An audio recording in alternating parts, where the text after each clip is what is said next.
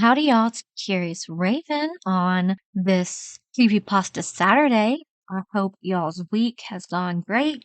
Today we have one story. It is by Mr. Gray 42, and it is called Passover. The 1960s were hell of a decade. Between Nam, the Civil Rights Movement, the Cold War, and JFK, saying things were insane would be a massive understatement. Of course, with my tiny hometown of Harley, Mississippi, being the isolated southern farming community that it was, we didn't have much in the way of outside information. We had a town's newspaper, but it didn't bring the news in until at least a week after the rest of the country had learned about it. I still don't know if what happened was a result of turbulence or the other way around. It had been just another scorching day in July of 1968. I remember that I was 12 then. I'd been sent out of the house to go pick up a few things for the local grocery store. The clerk, a kindly old man by the name of Max, begged me goodbye with a warm smile, telling me to say hi to my mom for him. That's how it was most days. Today, though, something was different. As I walked down the sidewalk, groceries in hand, I noticed a group of townsfolk gathered in the town center, muttering and whispering in confusion. Puzzled, I went over to the crowd and asked my friend Matt what was going on.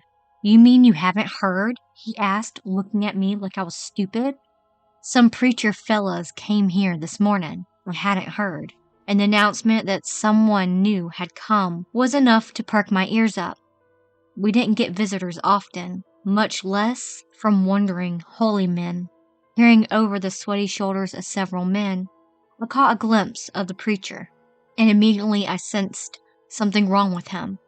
At first glance, one might mistake him for just a stranded religious man, wearing a long dark priest robe and a wide-brimmed hat, as well as a pair of spectacles. Two things struck me, truly strange though. First was his face. His eyes were beady like a cow's, and he had a wrinkled, elderly face. He was smiling sadly and pitifully, and the sort of smile one might expect a grandfather to give his child after telling them he had a terminal illness. The second was the book his veiny hands clutched. It wasn't like any Bible I'd ever seen. It was adorned with all manner of strange symbols. Even after years of research, I have never been able to determine their origin. The only discernible thing on it was the design of a locust on the cover. The preacher stood facing the crowd, which had grown over the past few minutes to include most of Harley, if not all of it, including my mother, who had wondered what was taking me so long. Then he spoke in a wavering voice. "My father, if it be possible, let this cup pass from me." Then he bowed his head and began to weep. It was quiet and soft, as if he were determined not to let us hear him. Tears fell from his bespectacled eyes. Then he said in resignation, "Yet not my will, but yours be done." I knew that verse. Jesus is Glyphsman. But why was this man here to preach that of all verses? And why was he crying? Was he just taken over by emotion felt by Jesus in the verse that he just had to express it out loud? That was when it began. We watched, puzzled by the preacher's sudden appearance and his tears, when we noticed something. He wasn't crying anymore. Now he was chuckling. His shoulders shook as he laughed, his voice slowly rising before his head snapped up to reveal his face, still wet with tears but now stretched into an impossible righteous of a grin as he cackled. His beady eyes were now large, green, and bloodshot. Everyone gasped, backing away, with several younger kids crying. As quickly as the preacher's laughter started, it stopped. He just stood there, grinning like a fox in a henhouse, completely still save for a twitch every so often.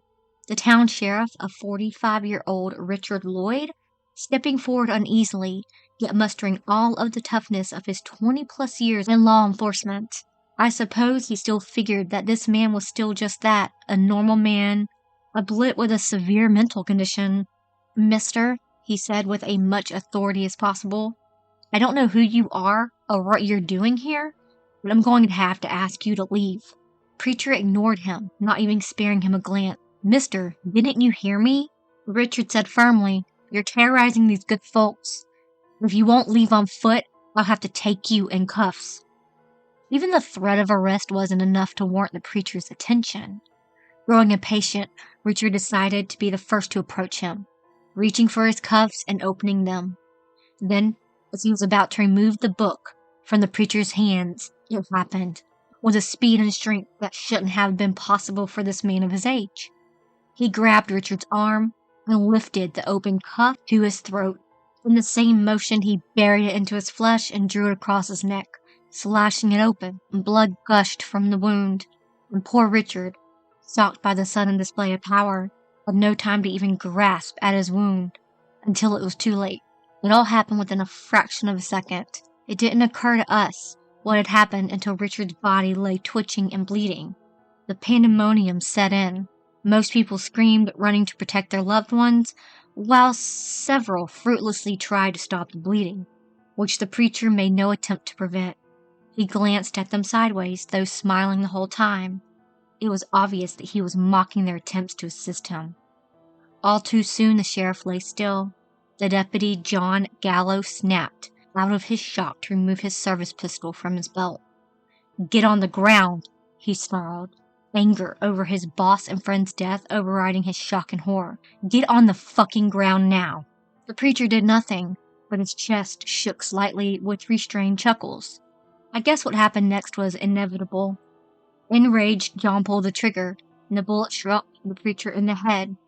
He kept standing, even as blood poured rivulets from the hole in his head. John unloaded all of his rounds into the preacher.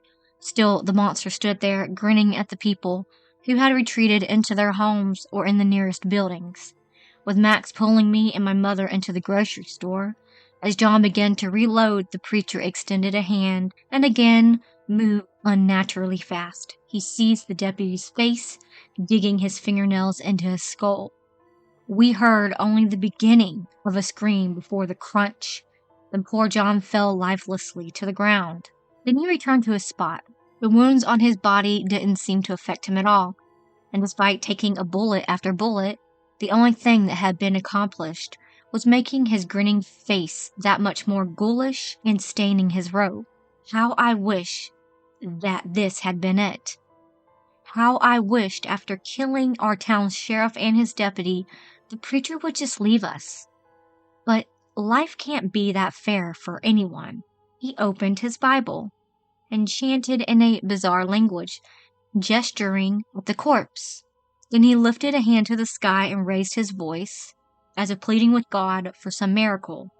Then in English he cried out, "Richard, John, rise and walk again." Then, as odd and scary as things had been before, they became worse. The bodies of Sheriff Lloyd and Deputy Callow stood up as if it was the most natural thing in the world. They walked over to the preacher and knelt before him, saying something that we couldn't hear from inside. He placed a hand on both of them, and what looked to be a comforting gesture, and they stood up. The sheriff's throat was still bleeding, and there was blood leaking from the deputy's crushed skull, but they now sported the exact same grins as the preacher who had invaded our town. For 3 hours, they just stood there staring, smiling as the blood ran from them. Then a man named Nick Webb, our resident town drunk, grew tired of waiting for someone to do something. "Damn you, preacher man," he yelled, stone sober for once, as he broke a glass bottle and stupidly advanced on the preacher. "I don't rightly know what God you's worshipin', but he ain't no God I've ever heard of, and you," and the preacher interrupted by pointing at Nick. All at once, Nick stopped and he fell to the ground, covering his eyes as he howled in agony. Even as he cried out, the preacher quoted scripture again. "Rabbi, who sinned, this man or his parents?" He was born blind. Neither this man nor his parents sinned, but this happened so that the works of God might be displayed in him. Once he was finished, he gestured to Nick to stand, which he did, then joined the deputy and sheriff at the preacher's side. His eyes were milky, and he now had a matching grin as the others. The next week was hell. I don't say that as hyperbole. If there's a hell, then we got a taste of it for a whole week. The preacher was there. Every day he would randomly point at someone's house, speak some verse from scripture, along with an inhuman language that I assume his book was written in, and one of the adult occupants would exit. Several houses' occupants tried to stop them, but after the first couple of screams, followed by silence from their children, nobody else did. I never saw Matt again, and after seeing his mother emerge from the house covered in blood, maybe that's for the best. Then came the seventh day. 12 of the adults had joined the preacher, all injured in some way, all smiling. The preacher stepped forward and called out to the sky in that same language. Something new happened.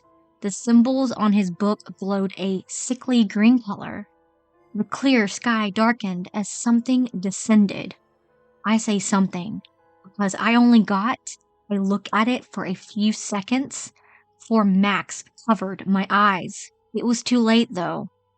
What little I saw was burned into my memory. It was enormous, almost as big as an aircraft carrier, if I had to guess. It was dark all over, and the best thing to liken its body would be a locust. There was certainly a loud buzzing to support this, and its skin was made of some chitinous material. But its face, my God, its face. It stared at its followers with a face all too human, despite its insect eyes.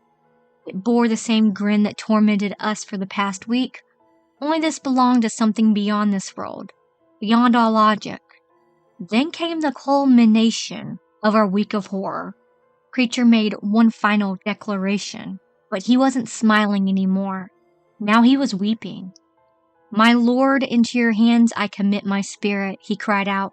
Then the damn thing spoke in the preacher's voice, but it was now a hissing, throaty, distorted mess with a sadistic, mocking tone to it. "Well done, good and faithful servant." Then it ate him, followed by the 12 who joined him. But it didn't just pick them up and swallow them. No. It chewed, just as a locust might do to crops. It ate everything, down to the last drop of blood they had shed. And then, just like that, it left without a trace, save for the bodies of those who tried to stop its food. And something else. The book preacher held now lay in the center of town. Nobody dared to touch it. Understandably, everyone alive skipped town by the end of the month. By then, Harley, Mississippi was a virtual ghost town. That was about 55 years ago.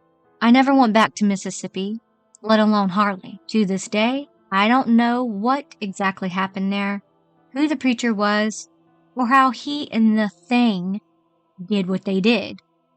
There is something I do know, however. 2 weeks ago, I found a video on YouTube of some urban explorer who apparently liked to record his findings of old ghost towns nobody's ever heard of before. It wouldn't have caught my interest except for the title of the video, Harley, Mississippi. I watched as he wandered the empty streets of my hometown. Of course, finding human bones in some of the houses scared him, but unfortunately not enough to scare him into leaving. Before he could, he focused the camera on a small black object in the center of town. I knew what it was, and I silently pleaded, "Don't, please don't." He reached a trembling hand out and picked it up. I averted my eyes. I never wanted to see that damn book again, let alone read it. He was nervous from what I could hear. He made a note to report the bodies to the state police. He hasn't uploaded any videos since then, and his subscribers appeared to have noticed. I write this as a warning. If a strange preacher with a book like that comes into your town, you need to hightail it out of there. If you can't do that, then I'm afraid all I can say is good luck. That was a really good story, I must say. I mean, it like piqued my interest to go, let me look up Harley, Mississippi, because I know there are some ghost towns and stuff like that. Some weird stuff that people have seen. I hope y'all enjoyed that story. I will probably see y'all later on next week because, like I said, I'm going out of town. I love y'all so much, and I will see y'all next week sometime. But until then, remember, it's scary out there. Please like and subscribe.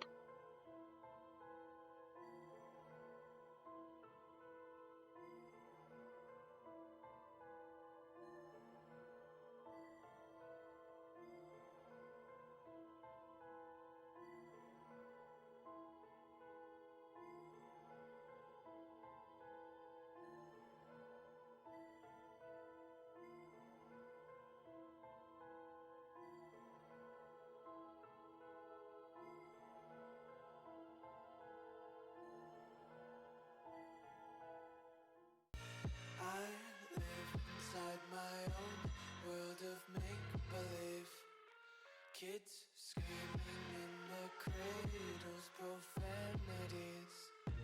I see the world through ice covered in ink and bleach. Cross